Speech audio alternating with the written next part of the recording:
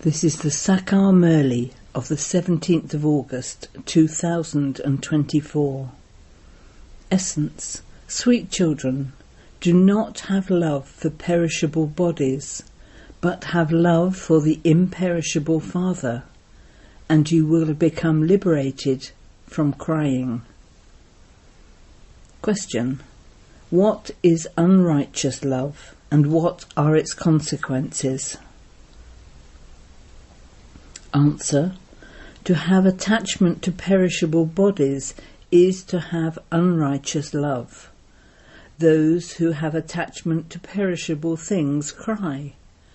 There is crying because of body consciousness. In the Golden Age, all are soul conscious, and there is therefore no question of crying. Those who cry end up losing everything. The imperishable children of the imperishable Father now receive those teachings. Become soul conscious, and you will be liberated from crying. Om Shanti. Only you children know that souls are imperishable, and that the Father is also imperishable. So whom should you love? Imperishable souls. It is only imperishable ones that should be loved. One should not love perishable bodies. The whole world is perishable. Everything is perishable. This body is also perishable, whereas the soul is imperishable.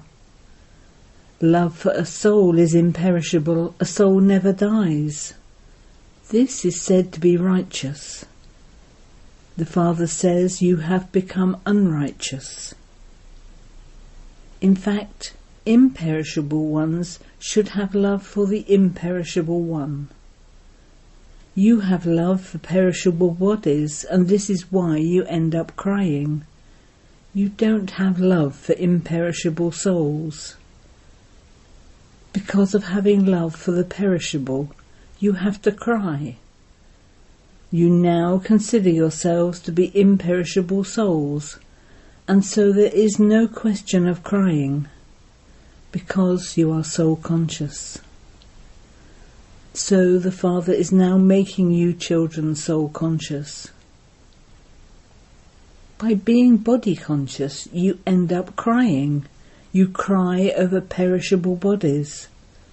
You understand that souls never die. The Father says, consider yourselves to be souls. So you are imperishable souls, imperishable children of the imperishable Father.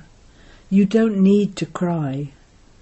A soul sheds a body and goes and plays another part. This is a play. Why do you have attachment to a body? Break your intellect yoga away from your body and all its relationships, and consider yourself to be an imperishable soul. Souls never die. It is also remembered those who cry lose out. By becoming soul conscious, you will become worthy. So the Father comes and makes you soul conscious from body conscious. He says, how is it that you have forgotten everything? You have had to cry for birth after birth. You are now being given teachings to become soul conscious once again. Then you will never cry. This is a world of tears, whereas that is a world of laughter. This is a world of sorrow, whereas that is a world of happiness. The Father gives you teachings in a very nice way. The imperishable children of the imperishable Father are receiving teachings. Those people are body conscious, and they give teachings while only looking at bodies. People cry when they remember a body. They even see that a body has been destroyed, and so what would be the benefit in remembering it? Would you remember ashes? The imperishable thing, the soul, went and took another body. You children know that those who perform good actions also receive good bodies. Some receive badly diseased bodies. That too is according to their karma. It isn't that if they have performed good actions they go up above. No. No one can go up above. Those who have performed good actions would be called good, and they would receive a good birth. But they still have to come down. You know how we ascend.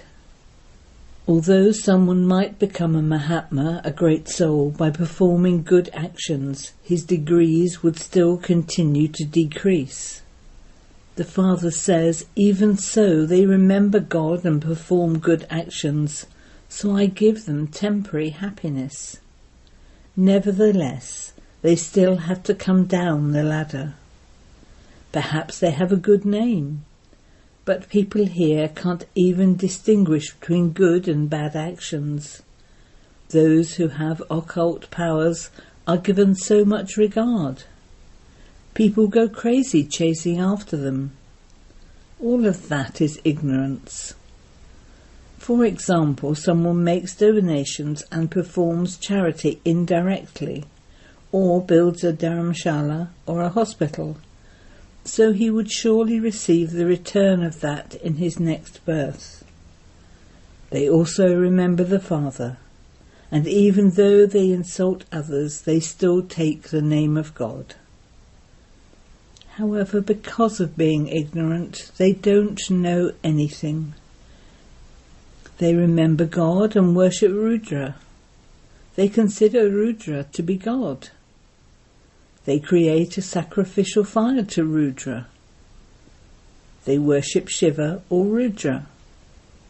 The Father says, they worship me, but look at what they create and what they all do out of senselessness. There are as many gurus for human beings as there are human beings. When new leaves and branches emerge on a tree, they look so beautiful. Because of being Satoguni, they are praised. The Father says this is a world of those who have love for perishable things. Some have so much love that it is as though they go crazy out of attachment. Even important businessmen go crazy out of attachment. Because women don't have this knowledge, when they become widows, they cry so much in remembrance of those perishable bodies. You now consider yourselves to be souls, and you look at others as souls, and so there isn't the slightest sorrow. A study is said to be a source of income. There is also an aim and objective in studying. However, that is for one birth. They receive a salary from the government. They study and then do business. Only then do they receive money. Here, this is something new. How do you fill your aprons with the imperishable jewels of this knowledge? The soul understands that Baba is giving us the imperishable treasure of this knowledge. God is teaching you, and so he would surely make you into gods and goddesses. However, it is in fact wrong to consider Lakshmi and Narayan to be a god and goddess. You children now know that when we become body conscious, our intellects become so degraded that it is as though our intellects become like animal intellects. They take care of animals so well. The service of human beings is nothing at all. Racehorses are looked after so well. Look at the condition of people here. They look after dogs with so much love. They even let them lick them. They even let animals go to sleep with them. Look what the condition of the world has become. This business does not exist there in the Golden Age. So the Father says, children, Maya, Ravan, has made you unrighteous. This is the unrighteous kingdom. People are unrighteous, and so the whole world becomes unrighteous. Look how much difference there is between the righteous world and this unrighteous world. Look at the condition of the Iron Age. I am establishing heaven, so Maya also shows you her heaven. She tempts you. There is so much artificial wealth. They believe they are sitting in heaven here. There aren't such tall buildings of 100 stories in heaven. Look how they decorate the buildings. There aren't even 2-story buildings there. There are very few people there. What would you do with so much land? Here people fight and quarrel over so much land. There, all the land belongs to you. There is the difference of day and night. Those are worldly fathers, and this one is the Parlokhic Father. What does the Parlokhic Father not give you children? You have been performing devotion for half a cycle. The Father tells you clearly, you don't receive liberation by doing that. That is, you cannot meet me through that. You meet me in the land of liberation. I reside in the land of liberation, and you too reside in the land of liberation. You then go to heaven from there. I am not there in heaven. This too is in the drama. It will then repeat identically. You will then forget this knowledge. It will disappear. How could there be this knowledge of the Gita until the confluence age comes? All the scriptures, etc., that exist are the scriptures of the path of devotion. You are now listening to this knowledge. I am the seed, the ocean of knowledge. I don't allow you to do anything, not even to fall at my feet. Whose feet would you fall at? Shivbaba doesn't have feet. That would be falling at the feet of Brahma. I am your slave. He is said to be incorporeal and egoless. However, it is only when he comes here to act that he is said to be egoless. The Father gives you a lot of this knowledge. This is the donation of the imperishable jewels of knowledge. It is then up to you as to how much you take. Continue to take the imperishable jewels of knowledge and then donate them to others. It is said of these jewels, each jewel is worth hundreds of thousands. It is only the one Father who gives you multi-millions at every step. You have to pay a lot of attention to doing service. Your steps are of the pilgrimage of remembrance. You become immortal through that. There is no fear of dying. You shed a body and take another. You have heard the story of the king who conquered attachment. The Father sits here and explains to you. The Father is now making you become like that. This refers to the present time. People celebrate the Raksha Bandhan festival. That is a symbol of what time? When did God say become pure? What do people know of when the old world exists and when the new world exists? No one knows that. They definitely say that it is now the Iron Age. They say it was the Golden Age, but that it is not that now. They also believe in rebirth. They speak of 8.4 million births, and so that definitely means rebirth. Everyone remembers the incorporeal Father. He is the Father of all souls. He alone comes and explains to you. There are many physical fathers. Even animals are fathers of their children. You would not say of that one that he is the father of animals. In the Golden Age there is no rubbish. As are human beings, so is their furniture. There even birds, etc. are first class and beautiful. Everything there is very good. The fruit there is so sweet and large. Where does all of that go? The sweetness is removed and there is bitterness instead. When you become third class, everything else also becomes third class. The Golden Age is first class, so everything you receive there is first class. In the Iron Age, everything is third class. Everything goes through the stages of Sato, Rajo and Tamo. There is no pleasure here. Souls are Tamo Pritan, and so the bodies too are Tamo Pritan. You children now have this knowledge. There is the difference of day and night between that time and the present. The Father is making you so elevated.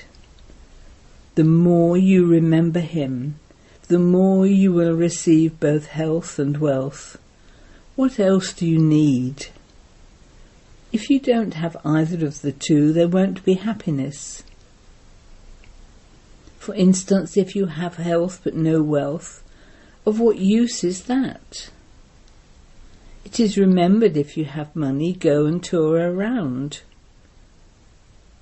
Children understand that Bharat was the golden sparrow.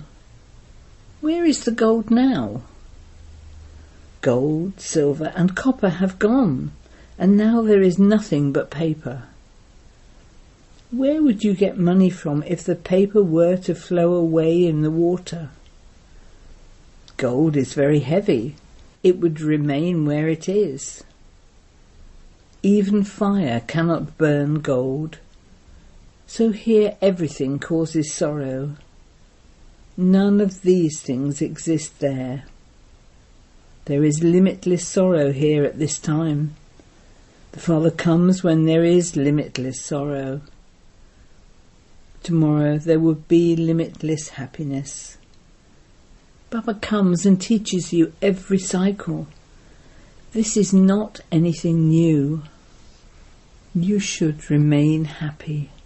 You have nothing but happiness. This is the state of the final period.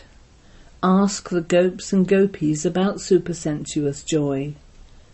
At the end you will understand everything very well. Only the Father tells you what real peace is. You claim the inheritance of peace from the Father. Everyone remembers him. The Father is the ocean of peace. The Father explains who can go to him. Such and such a religion comes at such and such a time. They cannot go to heaven. Many sages and holy men have now emerged, so they are praised. Since they are pure, they would definitely be praised. They have just newly come down. Older ones cannot be praised as much. They have experienced happiness and become Tamo Pritan. So many different types of gurus continue to emerge. No one knows this unlimited tree. The Father explains, there is as much expansion of devotion as the spread of a tree, whereas this knowledge, the seed, is so small. Devotion takes half a cycle, whereas this knowledge is just for this one final birth. You receive this knowledge and become the masters for half a cycle. Devotion ends and it becomes the day. You are now becoming cheerful for all time. This is called the imperishable lottery from God. You have to make effort for this. There is so much difference between this godly lottery and the devilish lottery. Acha. To the sweetest beloved, long lost and now found children, love, remembrance and good morning from the Mother, the Father, BapDada. The spiritual Father says Namaste to you spiritual children, and we spiritual children say Namaste to the spiritual Father. Essence Vedana 1. You earn multi-millions in every step of remembrance. It is by doing this that you attain an immortal status. Donate the imperishable jewels of this knowledge that you receive from the Father. 2. Be soul conscious and experience limitless happiness. Remove your attachment from bodies and remain constantly cheerful. Become a conqueror of attachment. Blessing. May you be a special soul and constantly stay in spiritual pleasure by considering every moment to be your final moment. The confluence age is the age to stay in spiritual pleasure, and so you must continue to experience spiritual pleasure at every moment.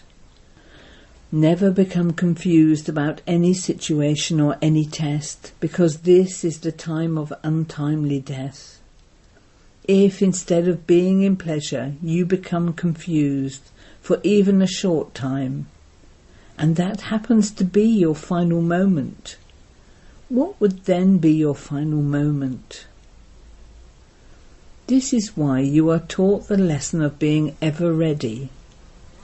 Any second can be deceptive, and so you must consider yourself to be a special soul and create every thought, speak every word, and perform every act while constantly staying in spiritual pleasure. Slogan. In order to become unshakable, finish anything wasteful or impure. Om Shanti.